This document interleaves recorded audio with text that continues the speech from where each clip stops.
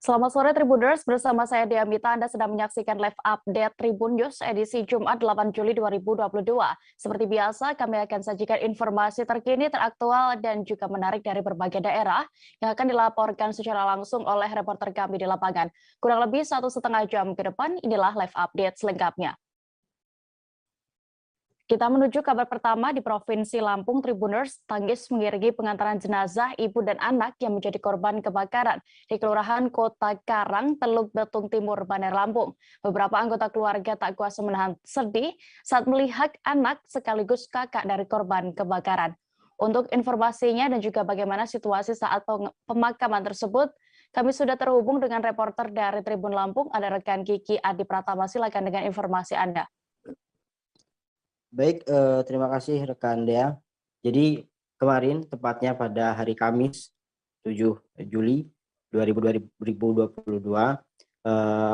berlangsung pemakaman antara ibu dan anak yang meninggal akibat ikut terbakar dalam kebakaran yang terjadi pada hari Rabu atau satu hari sebelumnya, Rabu malam.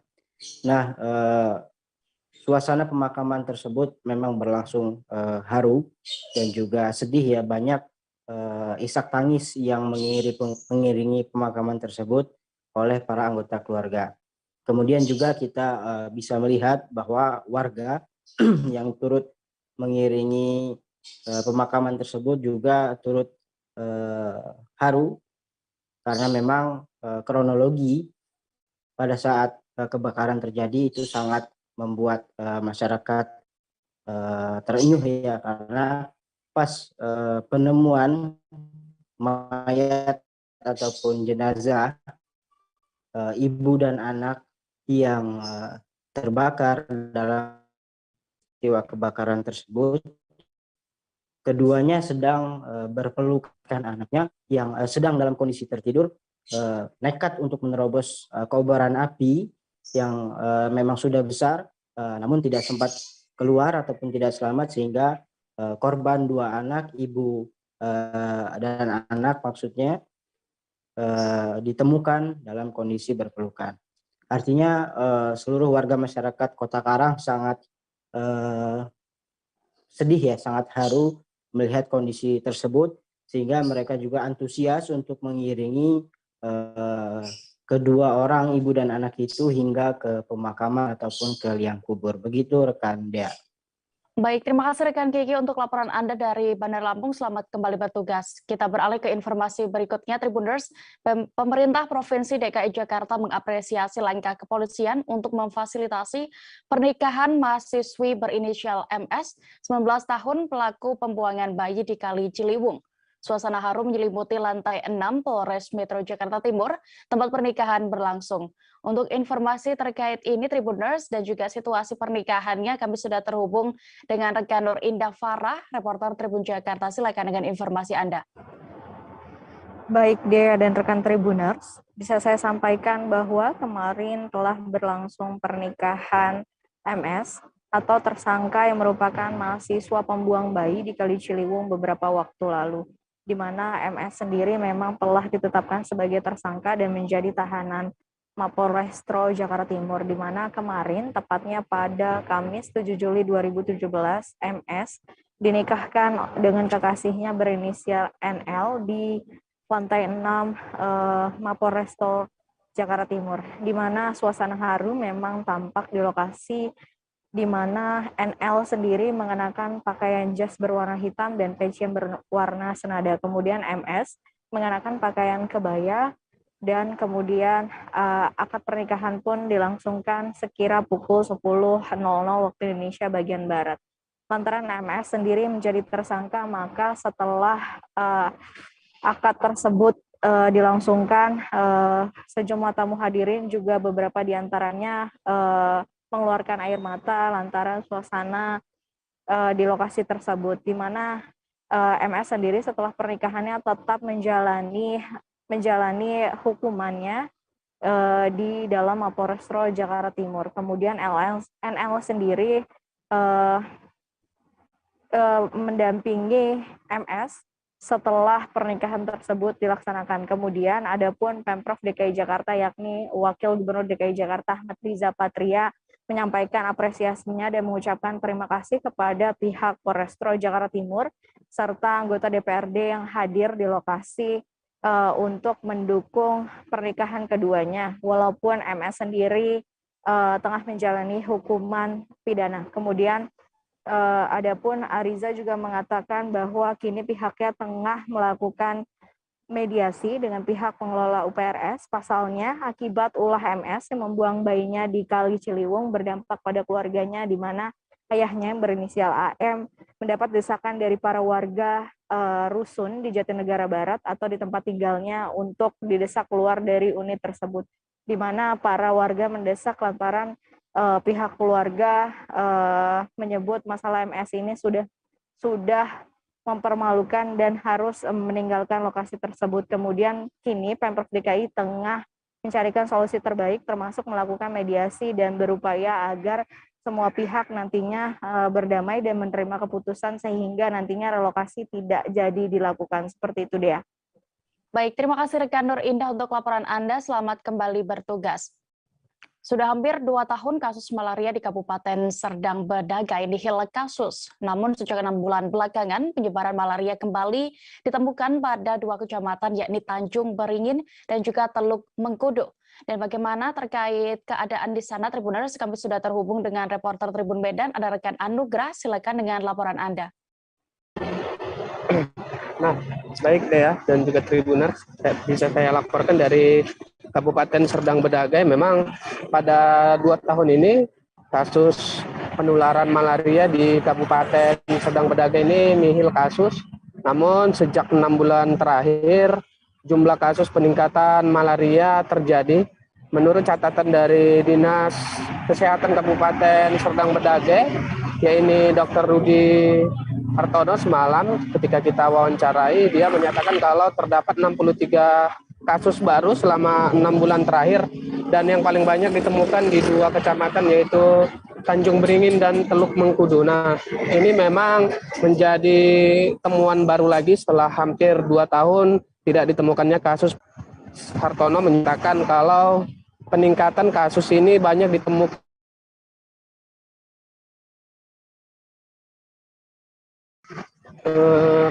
genangan air dan juga rawa-rawa. Nah, kemudian juga Dea, semalam juga dia menyatakan kalau dari tim, baik dari tim Dinas Kesehatan Provinsi, kemarin juga ada dari tim dari Universitas Gajah Mada yang juga turut bersama Kementerian Kesehatan semalam melakukan, beberapa waktu lalu melakukan penelitian, yaitu mengambil sampel beberapa genangan air dan rawa-rawa yang ada di 2 kecamatan yaitu Teluk Mengkudu dan Tanjung Beringin. Nah, memang sejauh ini masih dilakukan upaya penelitian jenis nyamuk apa dan malaria seperti apa yang menjangkiti hampir 63 warga yang ada di sana. Nah, dapat diinformasikan juga pada 2 bulan belakangan hari ini terdapat 28 pasien yang kemarin sempat dirujuk di rumah sakit setempat karena memang mengalami gejala malaria yang cukup mengkhawatirkan karena sampai harus dirawat hingga sepekan.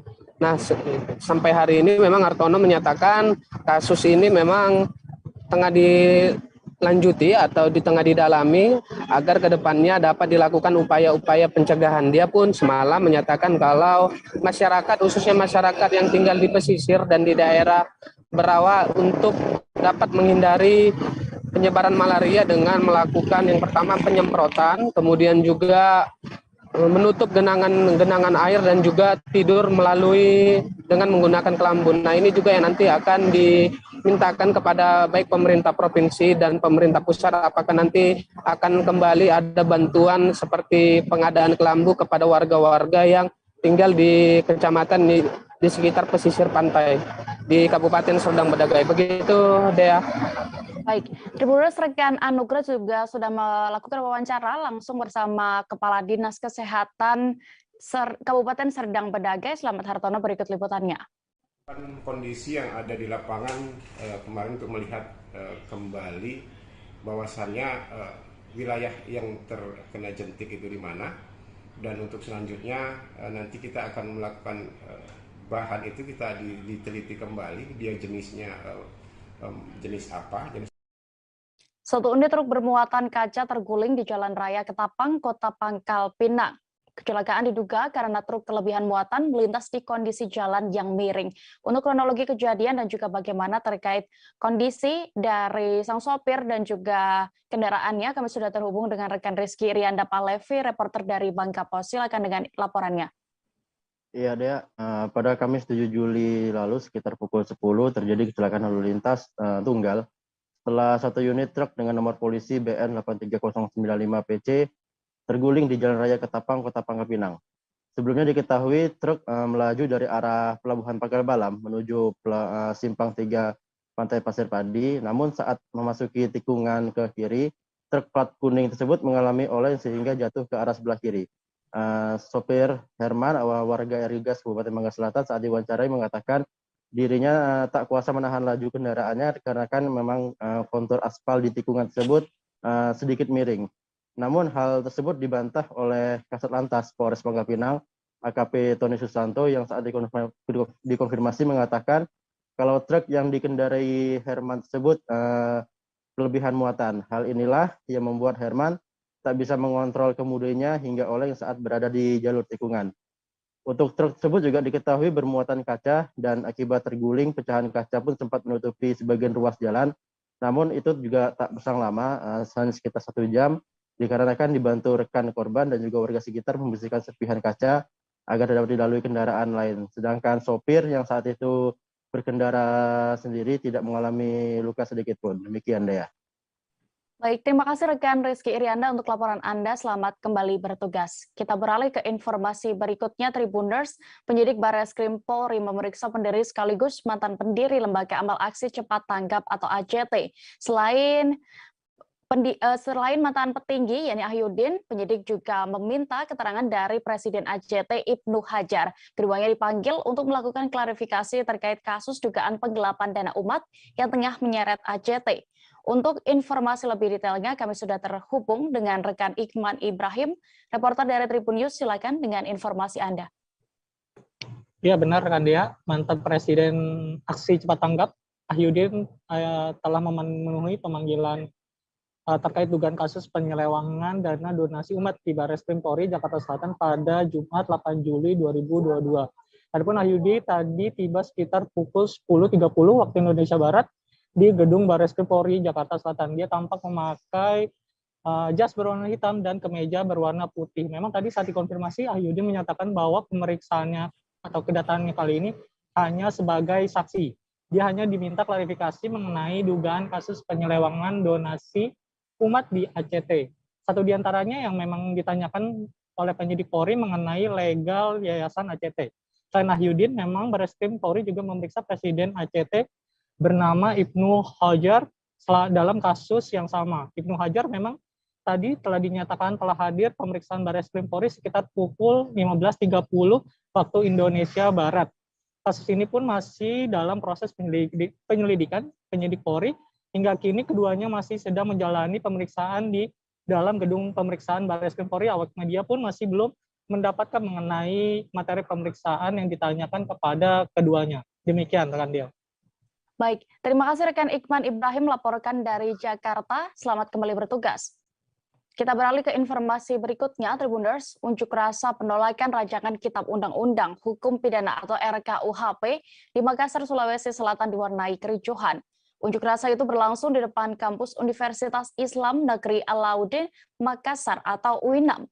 Untuk kondisi terkini di sana dan juga bagaimana tadi saat aksi berlangsung, kami sudah terhubung dengan reporter Tribun Timur, ada rekan Muslimin Emma. Silakan dengan laporannya. Ya, baik Dea dan Tribuners, dapat saya sampaikan unjuk rasa ricu terkait penolakan RKUHP oleh mahasiswa dari Universitas Islam Negeri Alauddin Makassar berlangsung pada Kamis kemarin yang diwarnai aksi saling dorong antara mahasiswa dan aparat kepolisian. Aksi saling dorong ini dipicu oleh mahasiswa yang hendak melakukan bakar ban di badan jalan namun dihalau oleh aparat kepolisian yang berjaga sehingga memicu keributan ataupun aksi saling dorong di antara mereka. Alasan mahasiswa sendiri menolak RKUHP ini yaitu karena dinilai RKUHP ini dapat membungkam suara demokrasi dari mahasiswa ataupun kebebasan hak berpendapat di muka umum.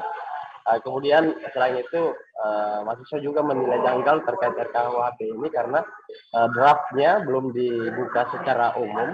Jadi untuk isi pasal per pasal ataupun poin-poin yang ada di draft RKUHP ini keseluruhannya belum dapat dianalisa oleh publik begitu, sehingga mahasiswa mencurigai adanya kemungkinan pasal-pasal karet yang nantinya dimasukkan untuk kemudian membuka suara kritis mahasiswa. Dea. Baik, terima kasih rekan Emba untuk laporan Anda dari Makassar. Selamat kembali bertugas. Kita beralih ke Provinsi Lampung, Tribuners. Polisi menggelar rekonstruksi adegan terkait pembunuhan di Bekri, Lampung Tengah pada hari ini Jumat 8 Juli 2022. Rekonstruksi pembunuhan Bekri Lampung Tengah itu berjumlahnya sampai 76 adegan dengan menghadirkan langsung para pelaku. Untuk kronologi terkait ini, kami sudah terhubung dengan rekan Syamsir Alam, reporter dari Tribun Lampung. Silakan dengan informasi Anda. Oke, selamat sore rekan Dea. Selamat sore Tribuners. Dilaporkan bahwa... Halo, rekan Syamsir. Oke, rekan Dea, saya dengar. Oke, Ya. rekan Dea.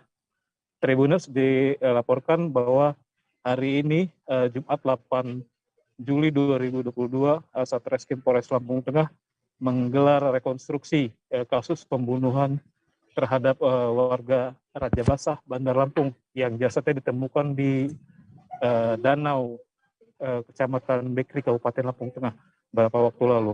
Oke, dalam kesempatan rekonstruksi tersebut, sebanyak 76 adegan dipraktikkan oleh para pelaku, mulai dari pelaku utama yaitu FB bertemu dengan korban hingga akhirnya keduanya dengan FB dengan korban ketemu 3 pelaku lainnya yaitu BG, AD, dan AT. Di mana dipraktekkan juga Tribuners, rencana pembunuhan itu dilakukan oleh para pelaku sejak perjalanan dari Panjang menuju Pantai Sebalang di Lampung Selatan, di mana usaha pertama pembunuhan itu dilakukan dengan cara menjerat leher korban dengan tali, lalu memukul kepala korban dengan menggunakan batu. Setelah itu juga dipraktekkan gimana setelah para pelaku ini berhasil melumpuhkan korban, yaitu usaha selanjutnya yaitu untuk mengubur korban, di mana usaha pertama itu dilakukan di areal kampus ITERA, Institut Teknologi Sumatera di Kota Baru, Lampung Selatan, dengan cara ingin membuang jenazah korban di sana, namun karena kondisi saat itu masih dirasa ramai, sehingga para pelaku membatalkan aksinya tersebut, dan kemudian pelaku ke Natar, Lampung Selatan, ke rumah pelaku AD. Nah, di sana para pelaku ini membawa 2 cangkul, di mana 2 cangkul ini yang kemudian dibawa ke lokasi pembuangan di Danau Bekri, di mana dengan cangkul itu juga dipraktikkan para pelaku ini melakukan aksi terus kekerasan terhadap korban hingga akhirnya korban dinyatakan meninggal di Bekri. Nah, selain itu Tribuners juga rekonstruksi juga menghadirkan saksi-saksi lainnya, antara lain yaitu tukang tambal ban di Goras Jaya, di mana para pelaku ini mendatangi tukang tambal ban Engga di Goras Jaya, di mana setelah aksi mengubur jenazah korban di Danau Bekri itu, mobil para pelaku ini mengalami pecah ban, sehingga dilakukan penambalan. Setelah itu saksi lainnya juga yang turut dihadirkan pada saat rekonstruksi tadi, yaitu seorang tukang stem mobil bernama Joko, mana para pelaku membersihkan mobil dari bercak darah yang memang masih ada di dalam mobil dengan cara di steam. Namun steam itu sendiri atau membersihkan mobil itu dilakukan sendiri oleh para pelaku, sehingga saksi ini hanya melihat saja para pelaku membersihkan mobilnya. Tak hanya itu, setelah itu juga dihadirkan saksi Ujang, di mana saksi Ujang inilah orang pertama, tukang kayu, pencari kayu bakar, orang pertama yang menemukan jenazah dari korban Tarmizi ini sendiri. Demikian rekan Dea untuk laporan dari Lampung.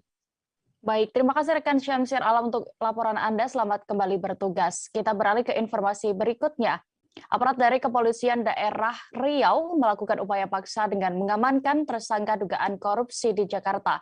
Yang bersangkutan atas nama Arif Budiman alias Arif Palembang, tersangka tindak korupsi di salah satu bank daerah Riau.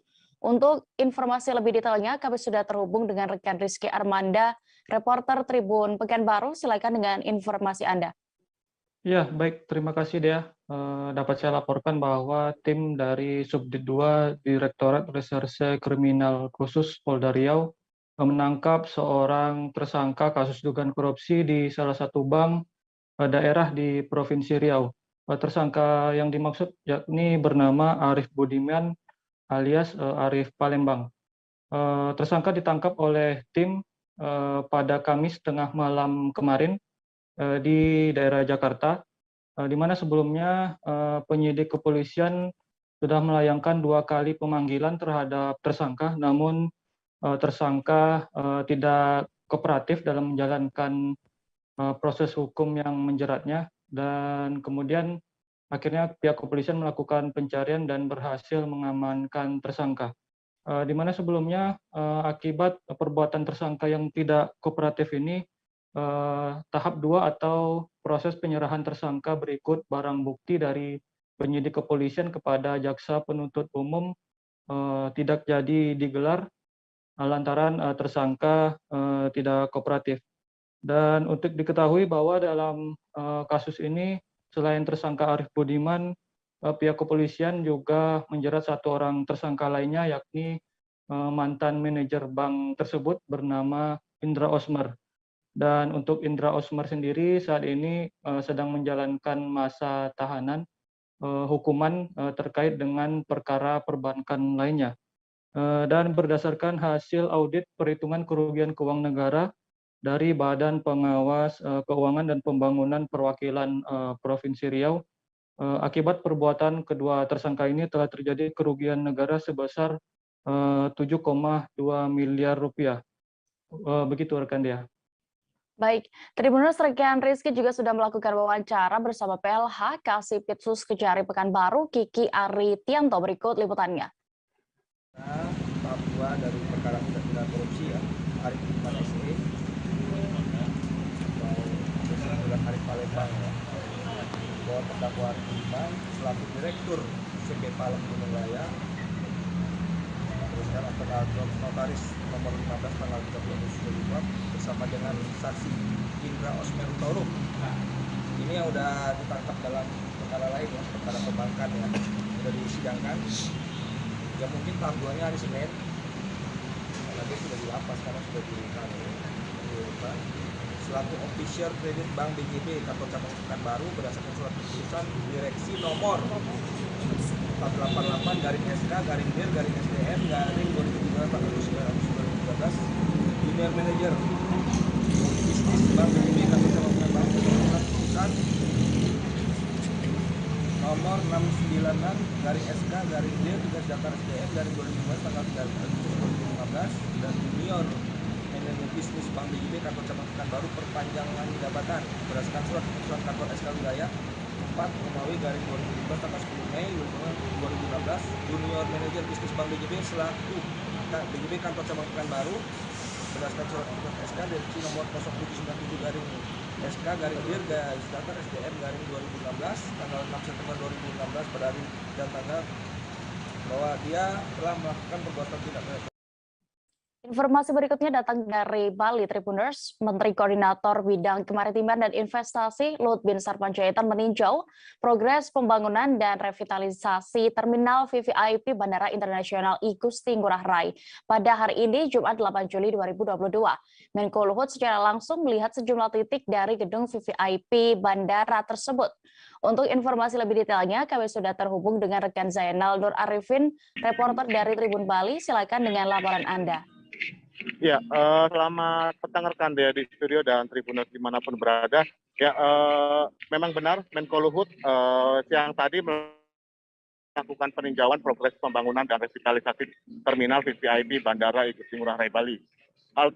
Namun hal tersebut atau peninjauan tersebut dilakukan tidak lama karena Menko Luhut sendiri ada agenda lain, yakni rapat koordinasi persiapan KTT G20 untuk di November mendatang. Dan dalam keterangannya, Menko Luhut menyampaikan untuk sisa waktu selama 3 bulan ini, pihaknya meminta dan memohon kesiapan dan kekompakan seluruh pihak dalam kerja tim untuk mensukseskan presidensi KTT G20. Dan Menko Luhut juga meminta agar semua pihak yang terlibat harus mempunyai target daripada presidensi G20 itu adalah kekompakan dari seluruh stakeholder yang terkait. Sementara untuk progres daripada pembangunan dan revitalisasi Terminal VVIP Bandara I Gusti Ngurah Rai sendiri saat ini telah mencapai 23,75% dengan deviasi plus 2,1% atau realisasi ini melebihi target sebesar 2,1%.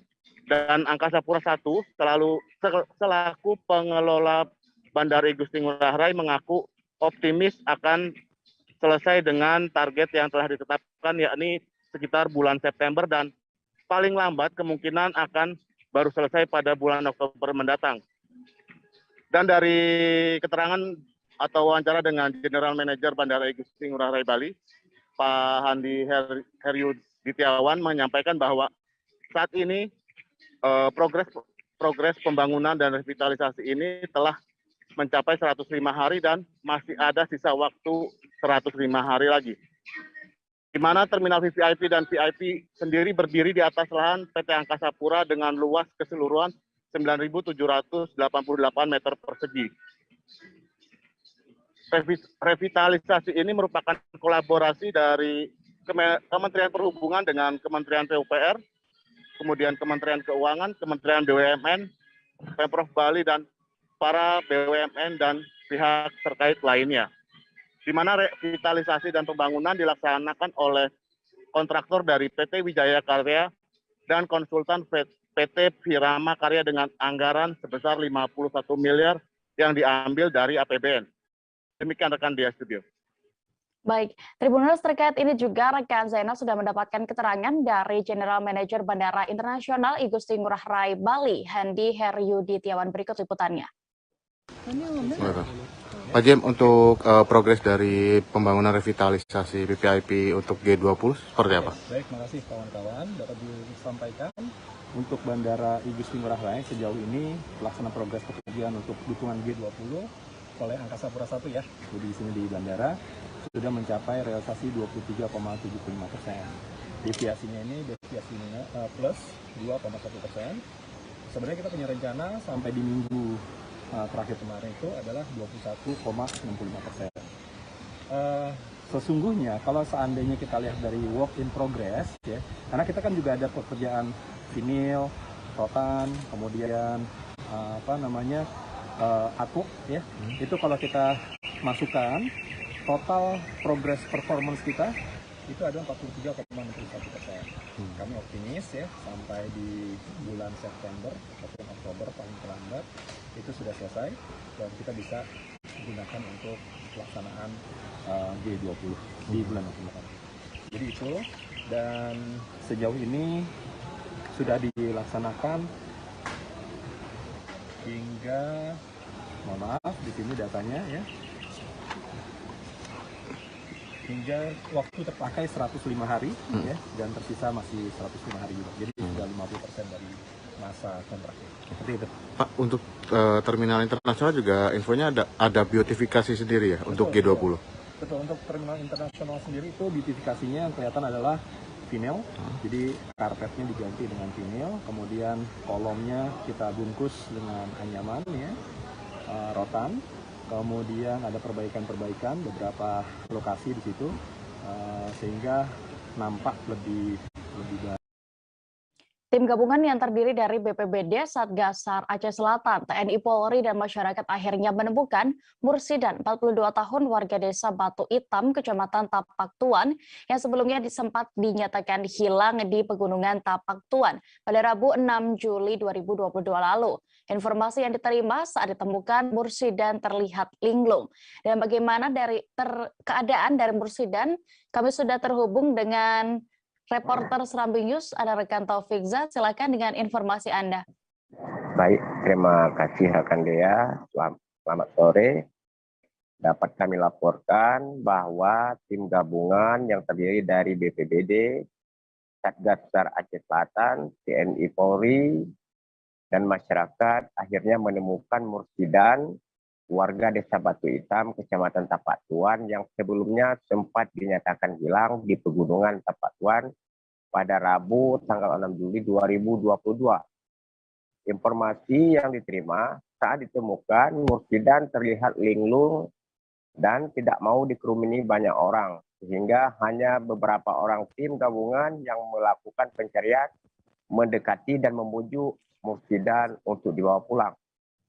Kepala Pelaksana BPBD Aceh Selatan, Haji Zainal A, mengatakan sejak dilaporkannya hilang, tim terus melakukan pencarian dan menyiagakan petugas di kawasan perbukitan yang diduga lokasi bersangkutan hilang.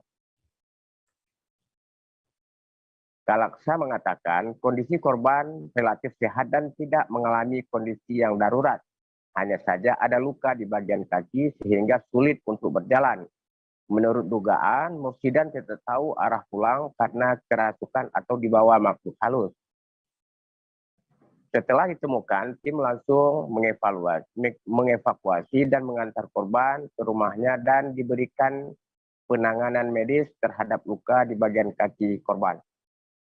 Mewakili pemerintah Kabupaten Aceh Selatan, mantan Camat Klut Utara ini juga menyampaikan ucapan terima kasih kepada semua pihak yang telah melakukan pencarian sejak korban dinyatakan hilang. Demikian rekan Dea. Baik, terima kasih rekan Taufik Zas untuk laporan Anda. Selamat kembali bertugas. Kita beralih ke informasi berikutnya, Tribuners. Timnas Indonesia U19 akan menghadapi Filipina pada Piala AFF U19 2022 di Stadion Patriot Candrabaga pada hari ini Jumat 8-7 Juli malam nanti. Namun dalam laga keempat ini, Kapten sekaligus pemain pilar Timnas Indonesia U19, Marcelino Ferdinand dipastikan akan absen. Terkait alasannya, kami sudah terhubung dengan reporter Warta Kota, rekan Joko Supriyanto. Silakan dengan informasi Anda. Ya, terima kasih rekan Dea. Bahwa memang benar bahwa hari ini Indonesia kembali akan bertanding di Piala AFF U19. Bertanding melawan dengan Filipina di Stadion Patriot Candrabaga, Kota Bekasi. Dan dijadwalkan memang Timnas Indonesia U19 sendiri akan bertanding melawan Filipina pada pukul 8 malam nanti. Sementara pada sore hari ini tengah berlangsung pertandingan antara Thailand melawan Brunei Darussalam. Dan berdasarkan pantauan kami, memang sejauh ini para supporter memang belum cukup banyak, namun hanya saja sudah ada beberapa supporter timnas yang sudah mulai berdatangan karena memang jadwal pemain timnas sendiri baru akan berlangsung pada malam nanti. Tadi juga terlihat sudah ada beberapa supporter yang mulai masuk ke area lapangan, namun mereka memang belum masuk ke area stadion karena memang mereka biasanya akan menunggu hingga pukul 6 nanti yang selanjutnya akan masuk ke area stadion untuk melihat tim kesayangan mereka untuk bertanding pada malam hari ini. Dan diinformasikan memang bahwa timnas Indonesia melawan timnas Filipina ini merupakan laga krusial karena memang Indonesia harus diwajibkan untuk meraih kemenangan atau memetik poin sempurna pada malam ini karena memang dengan kemenangan yang diraih Indonesia pada malam ini nantinya akan membuka peluang timnas Indonesia bisa masuk ke babak semifinal Piala AFF U19. Sebab saat ini berdasarkan klasemen sementara Indonesia masih berada di peringkat keempat, yakni cukup jauh dibandingkan beberapa tim lainnya seperti Vietnam yang menduduki peringkat pertama, lalu juga disusul Thailand dan Myanmar di peringkat ketiga. Sehingga diharapkan juga masyarakat beberapa supporter timnas berharap bahwa pada laga malam ini timnas Indonesia U19 bisa meraih poin kemenangan. Memang disampaikan juga bahwa ada satu pilar timnas U19 yang dipastikan tidak akan bisa tampil, yaitu Marcelino Ferdinand, karena memang di laga melawan Thailand kemarin Marcelino mengalami cedera hamstring yang pada Kamis kemarin sudah dibawa ke rumah sakit untuk dilakukan pemeriksaan MRI. Namun Sintayong sendiri waktu setelah pertandingan Thailand juga menyampaikan bahwa kemungkinan besar Marcelino tidak akan bisa bertanding sepenuhnya hingga laga Piala AFF bergulir ini. Ini sangat disayangkan karena memang Marcelino menjadi pilar timnas Indonesia yang sangat bermain baik, sehingga ini juga membantu mengatasi peluang-peluang di laga selanjutnya. Namun kemungkinan besar memang Marcelino tidak bisa bertanding di malam hari ini ataupun di pertandingan-pertandingan selanjutnya. Begitu rekan Ria dilaporkan langsung dari Kota Bekasi. Baik, terima kasih rekan Joko Supriyanto untuk laporan Anda. Selamat kembali bertugas. Kita bergeser ke Jawa Barat, Tribuners.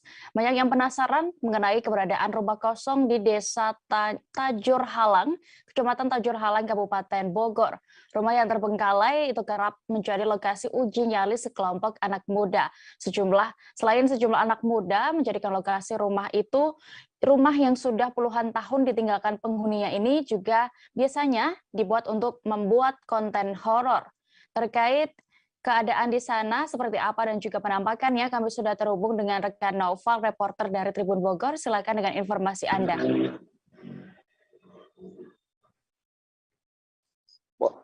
Baik, rekan Dea dan juga rekan-rekan Tribunus, kami informasikan bahwa di wilayah Kecamatan Tajur Halang, Kabupaten Bogor, didapati ada sebuah rumah yang dianggap angker. Kemudian lokasi rumah itu juga sempat beberapa kali digunakan oleh sekelompok anak muda untuk membuat konten horor atau uji nyali. Dan dalam narasi yang beredar dalam konten mereka disebutkan bahwa rumah tersebut dianggap membingungkan karena posisinya berada di tengah area pemakaman umum atau TPU. Namun pantauan kami di lokasi, rumah tersebut tidak sebenarnya berada di tengah TPU, melainkan hanya sekitar beberapa meter di samping area tempat pemakaman umum. Namun kondisi rumah tersebut memang berdiri sendiri, tidak memiliki tetangga rumah, dan cukup jauh dari area pemukiman penduduk, sehingga area itu cukup sepi. Dan kondisinya memang sudah cukup terbengkalai karena menurut warga rumah tersebut sudah ditinggal oleh penghuninya selama puluhan tahun. Menurut keterangan warga, rumah yang dianggap angker tersebut awalnya dimiliki oleh seorang warga, namun si pemilik ini dikabarkan sudah meninggal, kemudian diteruskan kepemilikannya oleh anaknya, namun tidak setiap hari dihuni oleh si keluarga pemilik, sehingga rumah tersebut dijaga oleh petugas. Namun sejauh ini, sejak rumah berdiri sekitar tahun 90-an, rumah tersebut dijaga sudah dua kali berganti penjaga atau pekerja yang mengurus rumah tersebut. Namun karena beberapa kejadian, si pekerja yang mengurus rumah tersebut memilih berhenti bekerja, menunggu atau menjaga rumah tersebut. Sehingga akhirnya sekitar tahun 2000-an rumah tersebut terakhir dihuni dan terbengkalai sampai sekarang. Dan menurut keterangan warga terkait adanya sejumlah anak yang kerap membuat konten horor di lokasi tersebut, memang mereka mengakui ada beberapa anak yang masuk ke area tersebut di waktu malam hari. Namun menurut warga area tersebut tidak terlalu menyeramkan seperti dalam konten-konten yang beredar. Namun masyarakat juga memaklumi karena area tersebut cukup sepi dari pemukiman penduduk dan aktivitas warga karena kondisinya cukup jauh dari pemukiman dan juga berdekatan dengan area tempat pemakaman umum. Demikian. Baik, terima kasih rekan Naufal untuk laporan Anda dari Bogor. Selamat kembali bertugas. Kita beralih ke Kalimantan Timur. Salah satu warga desa Krayan Bahagia, Kecamatan Lom Ikis, merintis gerakan sedekah seragam sekolah sejak tahun 2021. Merintis gerakan sedekah seragam sekolah itu adalah Nur Hikmah, istri dari Kepala Desa Krayan Bahagia.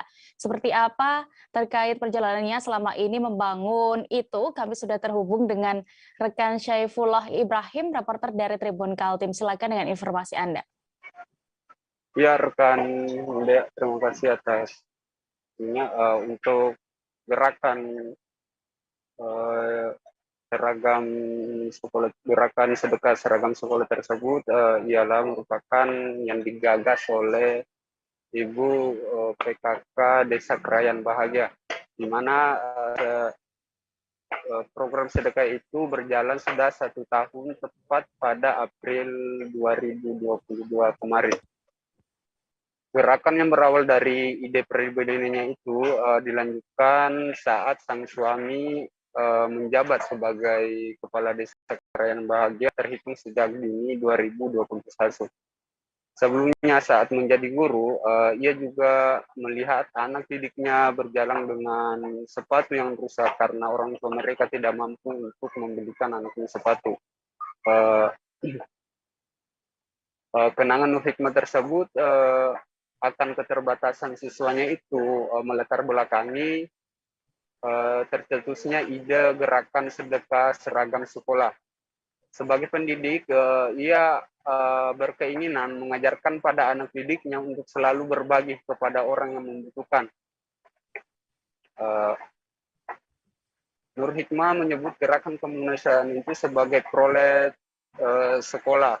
Prolet sendiri bermakna barang bekas yang masih memiliki nilai atau masih bisa dan layak untuk digunakan kembali. Saat ini prolet menjadi tren di tengah masyarakat, bahkan bisa mendatangkan keuntungan ekonomi bagi siapapun yang bisa mengolahnya. Meski pakaian yang dikumpulkan bekas pakai, ia juga membatasi donaturnya dengan memberlakukan syarat barang yang diterima harus bersih dan layak pakai. Tidak hanya seragam sekolah, ia juga menerima donasi sepatu, ikat pinggang, topi, dan dasi yang masih layak untuk digunakan. Biasanya pada musim penerimaan pendaftaran siswa baru seperti yang terjadi saat ini, banyak donatur yang ingin menyumbang ke program sedekah seragam tersebut. Ya, sekian rekan Dea. Baik, terima kasih untuk informasi Anda, rekan Syaifullah. Terima kasih, selamat kembali bertugas.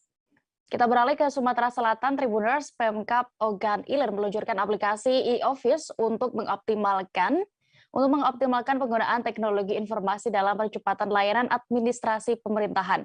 Layanan digital e-office ini memiliki beberapa fitur. Apa saja itu akan disampaikan oleh rekan Agung, reporter dari Tribun Sumsel. Silakan dengan informasi Anda.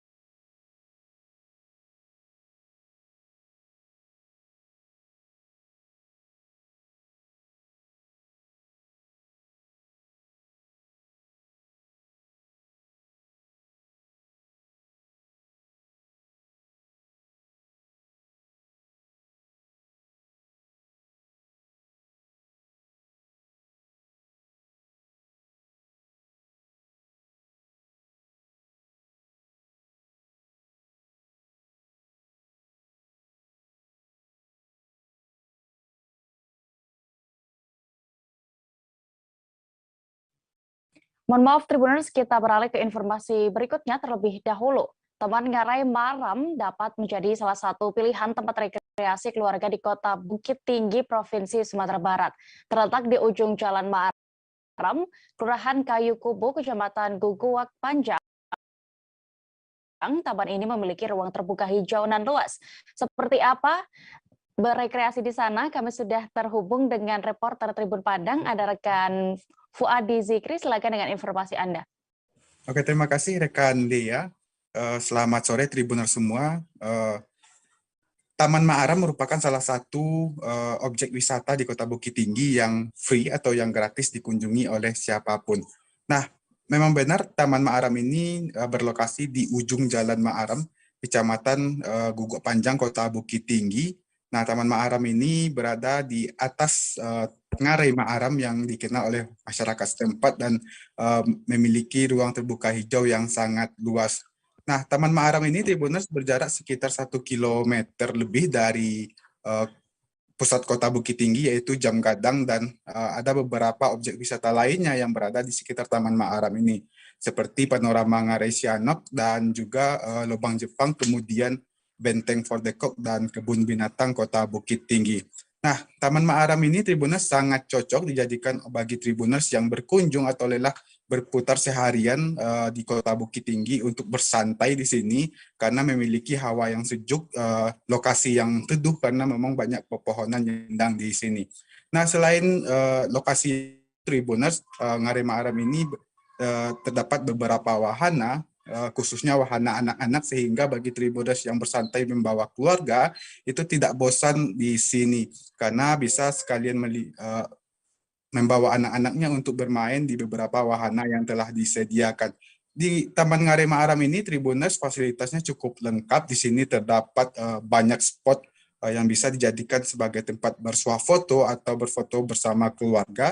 Di sini juga terdapat WC umum dan musola. Nah, Taman Maaram ini juga tidak jauh dari pusat-pusat perbelanjaan, jadi bagi Tribuners yang berkunjung ke sini tidak perlu repot-repot keluar untuk mencari jajanan atau makanan untuk mengambil. Nah, untuk spot fotonya sendiri, Tribuners di sini khususnya terdapat bentangan Ngarai Sianok, yaitu penghubung antara Ngarai Maaram dengan Ngarai Sianok. Nah, di sini terlihat jelas deretan tebing-tebing tinggi yang menjadi spot utama Ngarai Maaram ini, serupa dengan objek wisata Ngarai Sianok di ujung Kota Bukit Tinggi dengan perbatasan Kota Gadang, Kabupaten Agam. Nah, di Taman Ngarai Maaram ini juga Tribuners bisa menyaksikan atau melihat langsung bagaimana tingginya Gunung Singgalang, baik itu ketika sore maupun ketika pagi. Nah, bagi Tribuners yang beruntung dapat melihat Gunung Singgalang ini dengan jelas karena Gunung Singgalang ini merupakan salah satu gunung yang cukup rimbun pepohonan sehingga selalu ditutupi kabut. Nah, Taman Maaram ini Tribuners buka selama 24 jam. Jadi bagi Tribuners yang berkunjung ke sini bisa datang langsung ke alamatnya. Demikian Dea dapat dilaporkan dari Kota Bukit Tinggi. Baik, terima kasih rekan Fuadi Zikri untuk informasi Anda. Selamat kembali bertugas. Kita beralih ke informasi berikutnya, Tribuners. Presiden Joko Widodo menghadiri puncak peringatan Hari Keluarga Nasional ke-29 di Kota Medan, Sumatera Utara pada Kamis 7 Juli kemarin. Ada yang menarik perhatian, yakni saat Jokowi melarang para peserta yang hadir untuk bertepuk tangan saat ia memaparkan sambutan. Hal itu lantaran Presiden tengah membahas kian melambungnya harga minyak dunia belakangan ini. Menurutnya, selain ancaman krisis pangan, perang antara Ukraina dan Rusia juga berdampak terhadap sektor energi. Jokowi mengungkap saat ini harga minyak dunia melambung menjadi sekira 110 US dollar hingga 120 US dollar per barel dari angka sebelumnya, yakni 60 US dollar sebelum pandemi. Akibat kenaikan minyak dunia ini, Jokowi mengungkapkan di negara lain harga BBM sudah berada di angka 31.000 per liter. Namun di Indonesia melalui APBN, pemerintah masih berusaha menahan dan tidak menaikkan harga BBM, terutama jenis Pertalite. Untuk itu, Presiden meminta semua pihak termasuk masyarakat untuk tidak puas karena pemerintah berhasil menahan harga BBM di Indonesia. Sebab di beberapa negara harga BBM sudah melambung tinggi, seperti di Jerman dan Singapura di angka Rp31.000 dan Thailand sudah Rp20.000 per liternya. Jokowi mengatakan Indonesia masih bisa menahan harga BBM di angka Rp7.000 karena ada bantuan subsidi dari APBN. Ia pun berdoa APBN tetap kuat mensubsidi harga BBM di pasaran. Terkait ini, Tribuners, kami sudah mendapatkan keterangan dari Presiden Joko Widodo. Kami tampilkan selengkapnya. Dan energi, pangan, minyak, dan gas yang akan mempengaruhi semua negara di dunia. Hati-hati, minyak saat normal dulu sebelum pandemi harganya hanya $60. $60. Sekarang ini 110 sampai $120 per barel. Sudah 2 kali lipat. Hati-hati. Negara kita ini kita masih tahan untuk tidak menaikkan yang namanya Pertalite. Negara lain yang namanya BBM, bensin, itu sudah berada di angka 31.000. Di Jerman, di Singapura 31.000. Thailand sudah 20.000, kita masih 7.650. Karena apa? Disubsidi oleh APBN. Jangan tepuk tangan dulu. Ini kita masih kuat. Dan kita berdoa supaya APBN tetap masih kuat memberi subsidi. Beralih ke kabar berikutnya, Kapolda Sulawesi Utara Irjen Pol Mulyatno menutup pendidikan pembentukan Bintara Polri gelombang 1 tahun 2022. Acara itu sekaligus melantik 309 siswa menjadi anggota Polri berpangkat Brigadir Polisi 2 atau Bribda di SPN Polda Sulut. Untuk terkait situasi saat itu, kami sudah terhubung dengan reporter Tribun Manado. Ada rekan Randy Umar, silakan dengan informasi Anda. Oke, selamat sore Tribuners semuanya dimanapun Anda berada.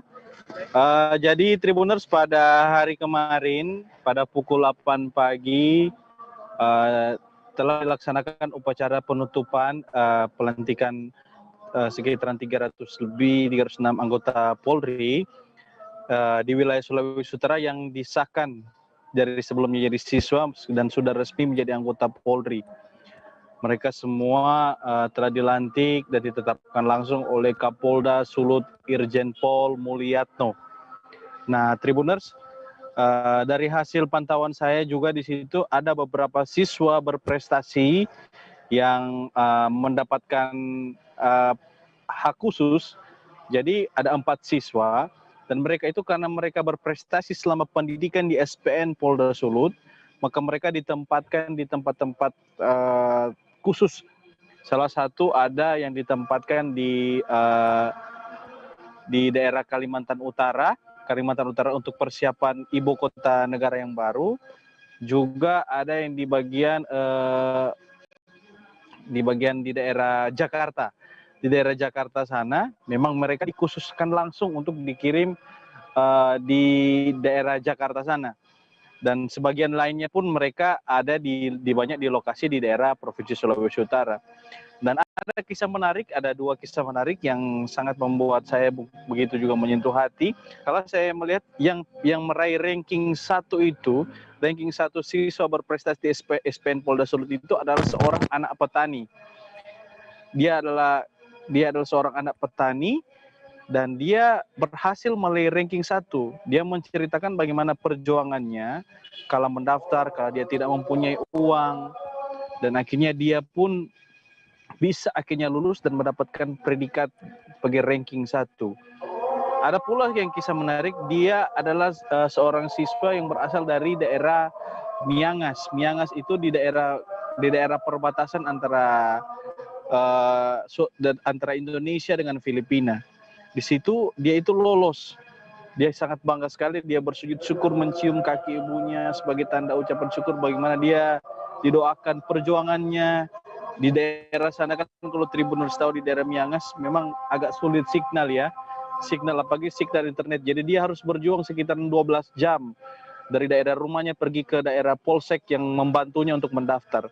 Dan puji Tuhan akhirnya mereka semua lulus dan semuanya telah dinyatakan untuk berhasil mengikuti seleksi-seleksi, dan untuk memasuki tahap-tahap selanjutnya mereka ada yang ingin untuk sekolah perwira, dan pastinya semuanya berjalan dengan baik. Itu saya yang bisa saya laporkan dari Manado, Sulawesi Utara. Terima kasih dan selamat sore. Baik, terima kasih rekan Reddy Umar untuk informasi Anda. Selamat kembali bertugas. Kita beralih ke Jakarta.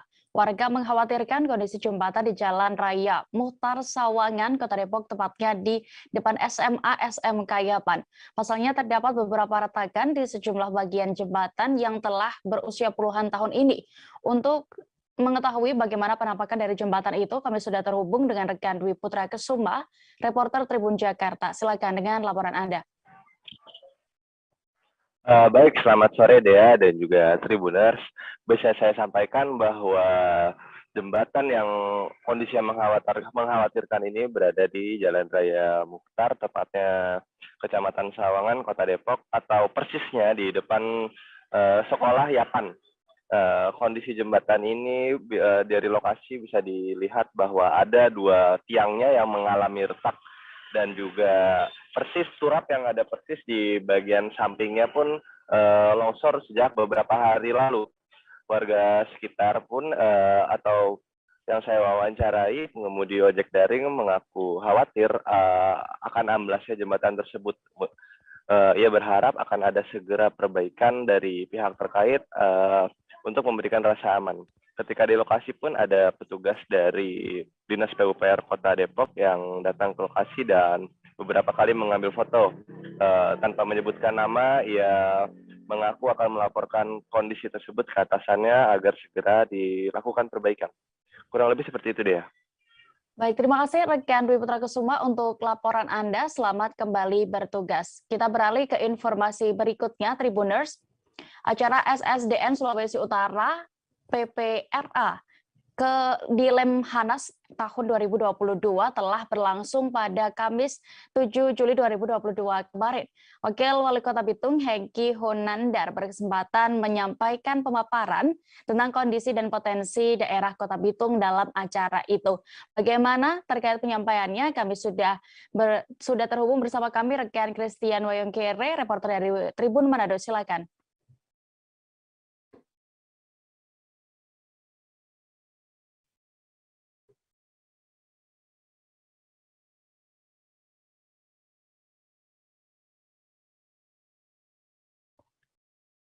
Halo, rekan Christian.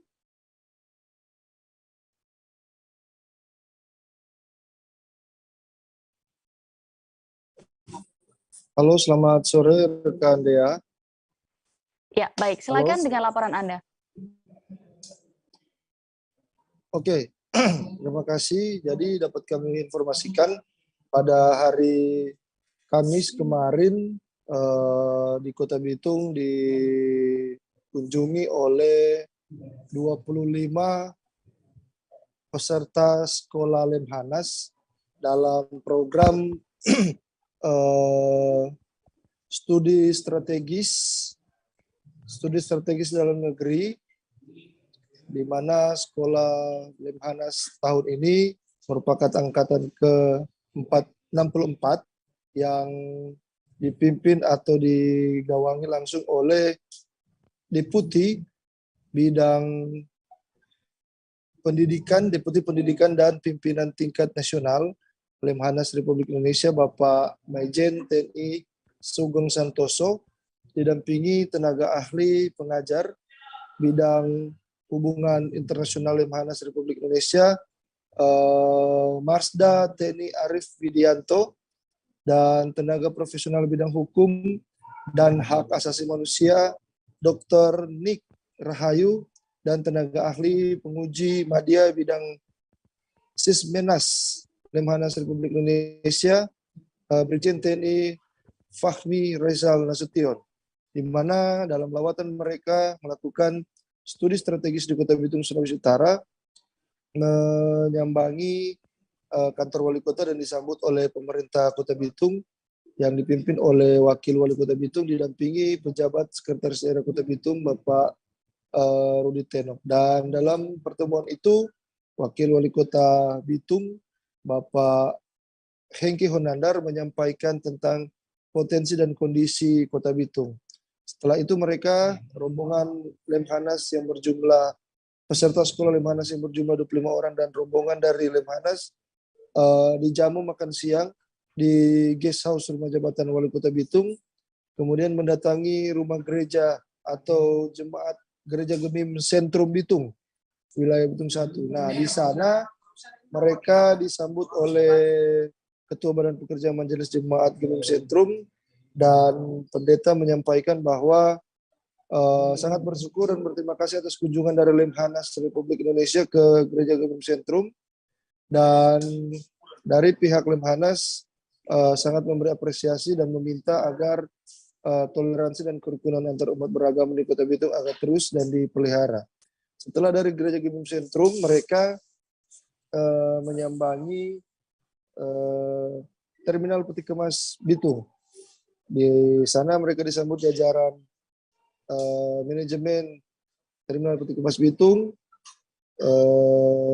General Manager PT Pelindo 4 Persero Bitung, Bapak Ramadan Kiai Demak, dan Kepala Kantor Kesabaran Otoritas Pelabuhan Stanislas Wetik, serta Kapolsek Maesa, Ibu Mutia. Dan dalam pertemuan di Pelabuhan Peti Kemas Bitung itu berlangsung interaksi yang dipimpin oleh rombongan dari Lemhanas yang menanyakan seluk-beluk keberadaan Terminal Peti Kemas Bitung maupun terminal konvensional yang ada di Bitung. Dan secara bergiliran dari pihak TPB, Terminal Peti Kemas Bitung, Pelindo 4 Persero Bitung, dan dari KSOP secara bergantian bergiliran menjawab, merespon apa yang ditanyakan maupun interaksi yang dilakukan oleh peserta Lemhanas, dibantu juga oleh asisten 3 pemerintah Kota Bitung, Bapak Beni Monto. Demikian rekan Dea dan Tribuners, laporan dari Kota Bitung.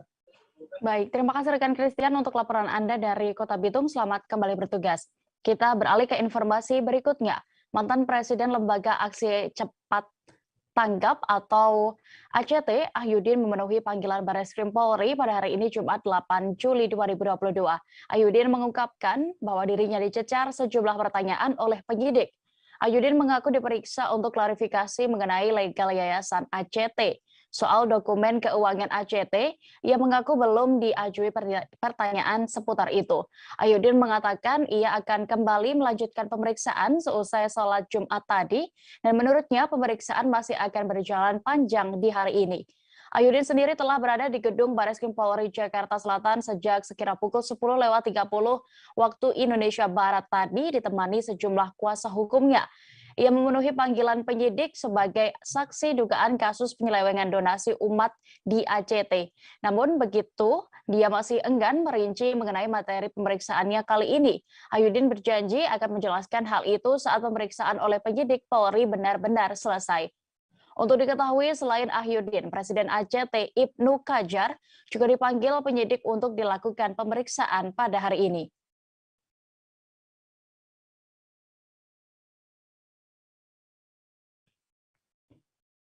MSAT alias Mas BJ, 42 tahun tersangka kasus pencabulan terhadap santriwati telah menyerahkan diri kepada pihak kepolisian. Terungkap pula tempat persembunyian Mas BJ untuk menghindari penangkapan oleh pihak kepolisian selama ini. Anak Kiai MM, pengasuh pesantren Sidikia, Peloso, Jombang, Jawa Timur itu menyerahkan diri pada Kamis 7 Juli malam kemarin. MSAT menyerahkan diri pada pukul 23 waktu Indonesia Barat, di mana sebelumnya dirinya seharian memang bersembunyi di kawasan pondok pesantren. Sebelumnya kepolisian juga sempat membongkar sebuah bilik yang diduga sebagai tempat persembunyian MSAT, namun tidak ditemukan. Kapolda Jawa Timur Irjen Niko Afinta mengkonfirmasi bahwa yang bersangkutan memang sudah benar menyerahkan diri. Seusai menyerahkan diri, MSAT langsung dibawa polisi ke Mapolda Jawa Timur di Surabaya. Yang bersangkutan kemudian diserahkan ke tim Kejaksaan Tinggi Jawa Timur untuk menjalani proses hukum yang semestinya. Sebelum itu, MSAT akan menjalani isolasi mandiri terlebih dahulu di Rutan Kelas 1 Surabaya di Madaeng, Kabupaten Sidoarjo. Saat dihadirkan dalam jumpa pers pada Jumat 8 Juli hari ini tadi, MSAT atau Mas Beci tampak terus menunduk. Kajari Jombang, Tengku Firdaus mengungkapkan, persidangan yang bersangkutan dipindahkan di Pengadilan Negeri Surabaya. Keputusan itu didasarkan pertimbangan aspek kondusivitas keamanan tempat persidangan. Terkait ini, kami juga sudah mendapatkan keterangan dari Kepala Rutan Kelas 1 Surabaya, Wahyu Hendra Jayi. Berikut selengkapnya. Jam 2, kemudian setelah penyerahan, kami tempatkan di blok di kamar isolasi, ya, sesuai dengan ini juga sesuai dengan arahan dari Bapak Kepala Kantor Wilayah bahwasanya setiap tahanan yang diterima itu harus dilaksanakan sesuai dengan SOP, khususnya di masa pandemi ini. Jadi kita penempatannya kita posisikan di kamar isolasi mandiri kurang lebih sampai dengan 7 hari ke depan. Ada yang 2, ada yang 3, Pak. Ada juga yang 80 ada, Bapak. Ya. Setelah diisolasi ada ruangan khusus atau seperti apa? Atau setelah bisa dipertegas apakah ada pengistimewaan karena itu sempat menjadi permintaan di hari tidak ada, karena memang kondisi di rutan sendiri ini sudah overcrowded ya, di mana semua kamar memang penuh.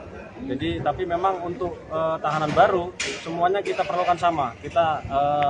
Kita posisikan di kamar isolasi mandiri kurang lebih sampai 7 hari ke depan. Nah ini kami juga Rutan Kelas 1 Surabaya juga saat ini sedang dalam progres penataan ulang, di mana 2 blok besar yang biasa menampung 1.000 orang itu kita bongkar habis dan nantinya kita akan bangun bertingkat. Kondisi kesehatan sekarang gimana? Alhamdulillah tadi malam juga diperiksa oleh tim kesehatan kami, tidak ada keluhan, tidak ada sakit. Kabar berikutnya datang dari Papua. Truk Satpol PP terjun ke jurang sedalam 66 meter di Kampung Tukui, Distrik Gurage, Kabupaten Puncak Jaya. 6 orang dilaporkan meninggal dunia, sementara 29 lainnya luka-luka dalam kecelakaan tunggal itu. Korban luka-luka dilarikan ke Rumah Sakit Umum Daerah Mulia di Puncak Jaya. Kabid Humas Polda Papua, Kombes Pol Ahmad Mustafa Kamal mengatakan, dugaan awal kecelakaan karena truk mengalami remblong. Kecelakaan terjadi tepatnya pada Selasa 5 Juli lalu, berawal dari sopir truk dinas bernama Mundi Weya sedang dimintai tolong rekannya bernama Yosena Wanimbo. Sang sopir diminta mengantarkan warga mengikuti pembayaran denda adat di distrik Waegi. Sayangnya saat hendak melewati turunan tanjakan Sanoba, Distrik Gurage, pengemudi mencoba memompa rem truk, namun tidak berhasil. Akibatnya saat melewati tikungan kedua pos Sanoba tersebut, pengemudi tidak dapat mengontrol kendaraan, hingga truk dinas Satpol PP Puncak Jaya itu pun hilang kendali dan terguling sampai ke bawah jurang di Kampung Tukui. Sopir kendaraan Mundi Weya selamat dan mengaku saat itu dalam kondisi sadar namun posisi kakinya terjepit bagian kendaraan. Sedangkan rekannya yakni Yosena Wanimbo yang menemani duduk di bagian depan truk juga masih dalam keadaan sadar. Adapun korban meninggal dunia dari kejadian itu diantaranya 3 pria atas nama Nemiles Wonda, Paulus Wonda, dan Lekison Wonda. Kemudian 3 perempuan atas nama Yonira Morip, Dania Wagor, dan Nita Bella Wagor.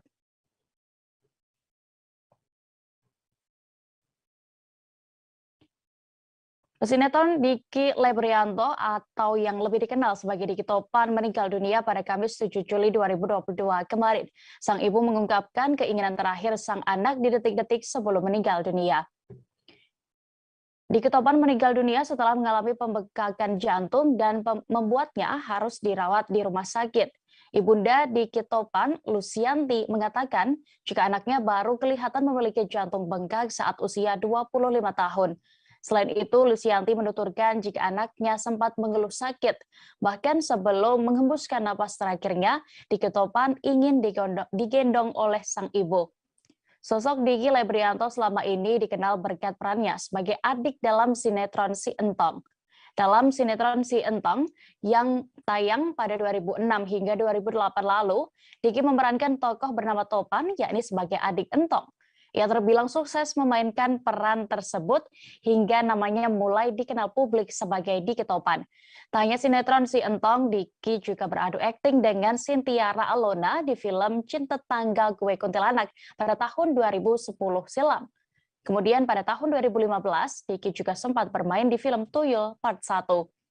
Setelah tak lama bermain peran, Diki memiliki kesibukan menjalankan usaha warung makan. Diki juga memiliki kanal YouTube yang diberi nama Opan Entok Asli.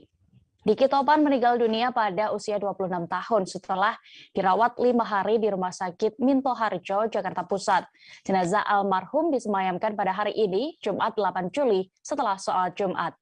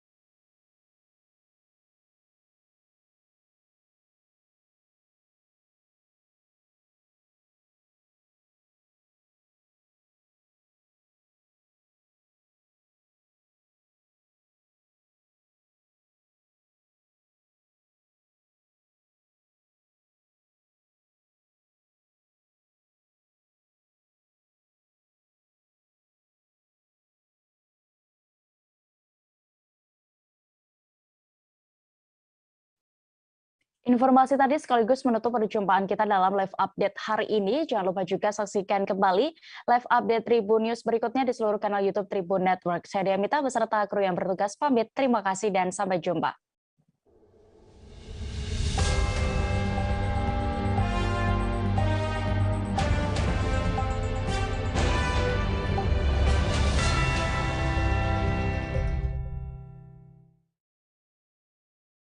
Jangan lupa like, subscribe, dan share ya!